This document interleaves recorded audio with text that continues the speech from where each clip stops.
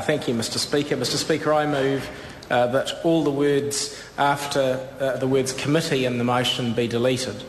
Mr Speaker, that's a minister who rejoices publicly in good process and in collaborative processes in the environmental area, and yet here we have a motion presaged to refer the matter to a select committee, the bill to a select committee, and an intention on the part of the government to have the committee sit all hours and to have members of the committee deprived of their ability to sit in the House when they might be required to do that because they're going to be needed on the Local Government and Environment Committee to look at the detail of the bill.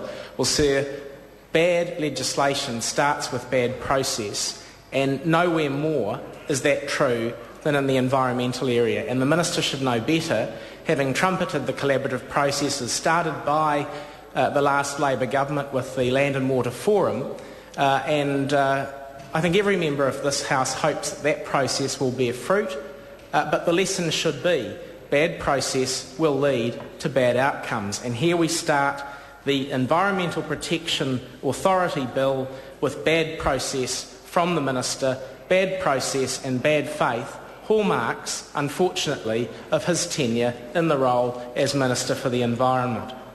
Sir, New Zealand's pristine natural environment is something that we should protect and treat with respect. And Labor knows that the preservation of our vital natural spaces is not only necessary to our economy, but to preserving our very way of life. And the real danger in this Environmental Protection Authority Bill, at least as it's been brought to the House by the Minister, is that it will simply be used as a vehicle to sidetrack the democratic process. This government, sir, has come nearly to the end of its first term, and hopefully its only term, because over the past 2 years it's developed a very bad record on environmental protection.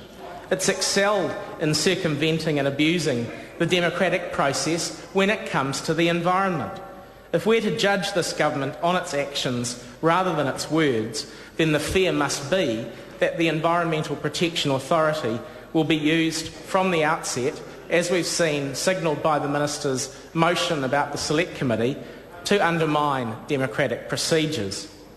So the House should note that in its current form, the establishment EPA within the Ministry of Economic Development is already being used by the national government as part of its assault on democracy and the consultation of local communities.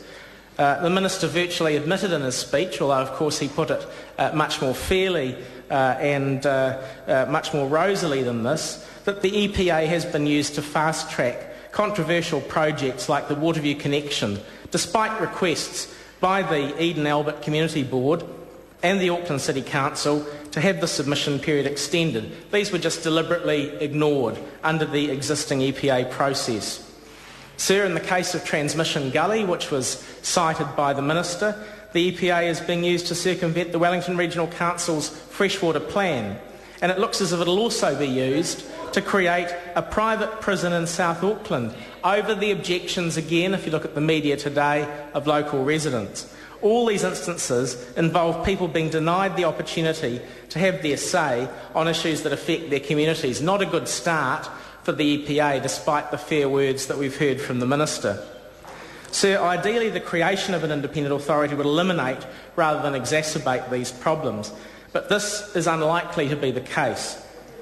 The establishment authority has been understaffed, and it appears there will be no new resources allocated to the new authority, so fundamentally why would anybody expect environmental outcomes to improve? More worryingly, the board of this independent authority will be accountable to Dr Smith. The only thing worse than an entity which has problems with democratic processes because of the very way that it's set up is one that is ostensibly independent, but reality is at the whim of this minister. Mr Speaker, if the government cared at all about empowering communities, then they wouldn't be stripping councils of the power to consent and regulate offshore oil and gas operations, as this bill will do. The processing of these sorts of applications needs to take the feedback of communities and iwi into account, and who better to take into account that feedback than local, democratically elected councils. It's far better, sir, to have that happening than some central body under the control of the Minister in Wellington violating the very spirit of the RMA and getting rid of all that local input, which is where the power should be residing in, and having it deposited in some body in Wellington. And sir, not only have we had the use of urgency and the depriving of members of the Local Government and Environment Committee being able to perform their ordinary parliamentary duties presaged by the Minister, we've had the example of the Government's unprecedented abuse of urgency through its term in Parliament so far. This has been accompanied by the firing of democratically elected representatives in Canterbury, and it's a cause for great concern. And so far, the track record on the environment of this Government just provides little comfort that the new EPA will do much for environmental protection at all. There are some examples that it's worth recording in this House tonight, sir. The regulation of air quality, one that I've asked the Minister about a number of times, where National has effectively thrown away the reins by extending the deadline for the National Environmental Standards for air quality to 2018. Ironically, it's a government that's willing to implement untested, untrialled national standards for schools, but refuses to place any importance on national standards for air quality, which are based on scientific research. Not only is the government willing to put our environment at risk, but potentially people's lives as well. And sir, the Minister cited the emissions trading scheme in his speech. Well, we've seen National water down the emissions trading scheme and make changes to it so that hard-working Kiwi families have to pay for big businesses' pollution while watching climate change continue to worsen. And here they go, repeating the mantra of balance between the economy and the environment, as if that myth could somehow take hold, when in fact the reality is that the criteria are not separate criteria, they are the same one. And Mr Tremaine talks about how long it took to get an emissions trading scheme into place. It came into place along with an energy strategy, a meaningful transport strategy, a whole host of measures to actually control New Zealand's emissions. And what do we see under this government? No plan at all to deal with them. And sir, as if the watering down of the ETS wasn't bad enough, then we saw John Key's government try to get its hands on New Zealand's most precious Schedule 4 land, and it only backed down after the most huge public outcry. There's been a failure to adopt environmental standards for our waterways. There's been the abolition of a democratically elected council to help big corporate dairy farming interests, and the repeal of the biofuel obligation. And what's the biofuel obligation been replaced with? A biofuels grant scheme which has had 1% take-up over the last year.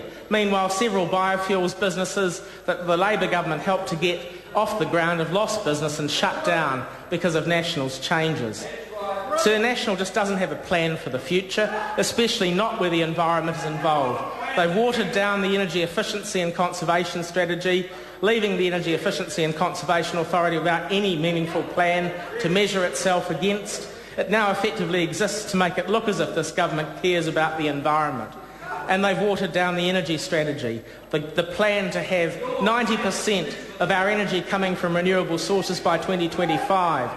The National Party's focus in that plan, as it's recently been published, is all about developing coal and petroleum, 19th century solutions to 21st century problems.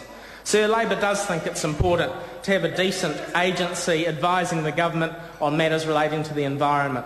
But that authority has to be independent, not subject to abuse from a minister who has no regard for process.